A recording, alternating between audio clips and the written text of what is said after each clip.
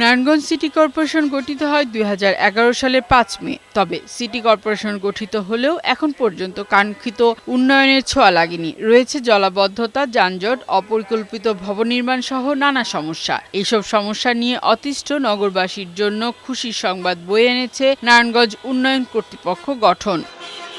নারায়ণগঞ্জকে আধুনিক, পরিচ্ছন্ন ও নাগরিক সুযোগ সুবিধার নগরী হিসেবে দেখার আশা শুরু থেকেই করে আসছে নগরবাসী। নতুন এই উদ্যোগে সেই স্বপ্ন পূরণ হবে বলে প্রত্যাশা তাদের। তুমি কি করতে চাও, আমরা কি চাই, আমাদের প্রত্যাশাটা কি আর তার প্রত্যাশাটা কি, এই দুইয়ের সমন্বয় করে আজকে চেয়ারম্যানকে যেতে হবে।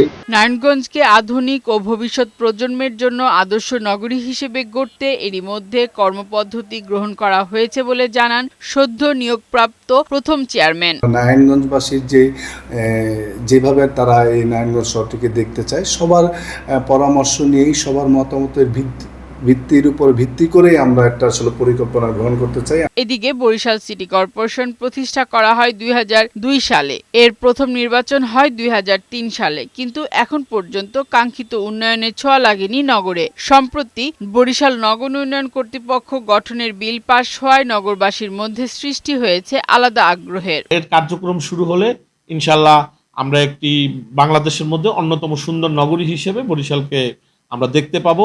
তবে নগর পরিকল্পনাবিদরা বলছেন, শুধু মাস্টার প্ল্যান নয়, এর সুফল পেতে হলে সর্বক্ষেত্রে সুষ্ঠু তদারকি করতে হবে। শহরটাকে একটা পর্যটন শহর হবে, এই ব্যাপারটা, এই কনসেপ্টটা আগে বিল্ড করতে হবে। দ্রুত মাস্টার প্ল্যান তৈরি করে সেই মাস্টার প্ল্যান বাস্তবায়নের জন্য উদ্যোগ নেওয়া এবং নগর উন্নয়নকে তার সাজে ঢেলে সাজানো।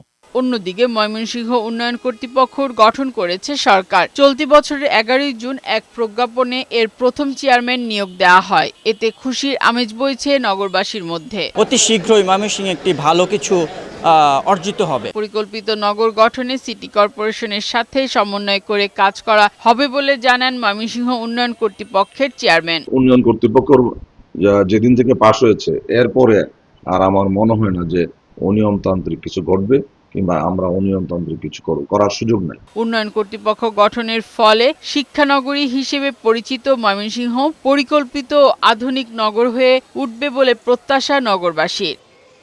ফারহানা শিমু, বৈশাখী সংবাদ।